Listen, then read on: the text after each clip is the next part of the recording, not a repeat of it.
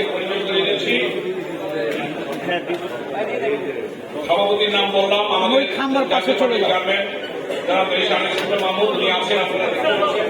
এবং আমি আপনাদের তারপরে সহ আমি কথা বলছি।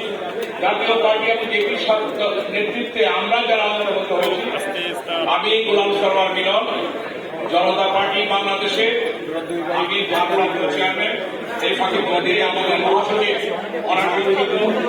মিথ্যা মামলায় তাকে গতকালকে গ্রেপ্তার দেখানো হয়েছে।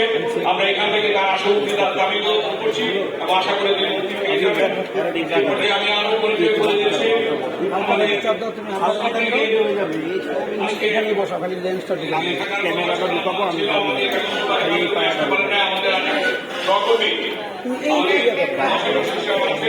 আর রেজিস্ট্রারকে সম্মানিত করার লক্ষ্যে তাদের